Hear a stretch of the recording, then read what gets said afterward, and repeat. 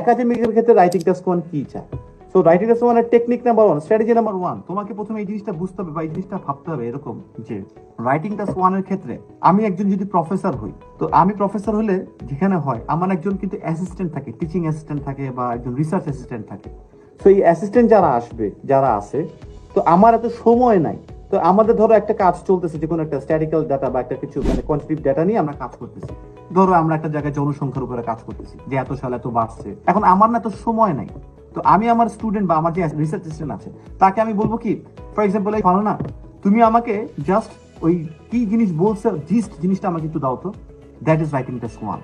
এটা কিন্তু 100% অ্যাকুরেট হতে হবে ব্যাপারটা এরকম না, 40% একটু উপরে আছে, 30% একটু নিচে আছে। তার মানে হচ্ছে ফার্স্ট কাজ যেটা, সেটাতে আমাদেরকে কি, এইটাতে বেসিকলি চোখে পড়ে, এইটাই একটু লিখে রাখো, স্ট্র্যাটেজি নাম্বার ওয়ান, চোখে পড়ে এই পয়েন্টস গুলো কোনগুলো আছে, যেটা চোখে পড়ে, যেটা দেখলে মনে হয় যে এখানে একটা চোখে পড়ার মতো একটা চেঞ্জ হয়েছে, যেমন নোটিসেবল চেঞ্জ বলি আমরা ইংলিশে এটাকে।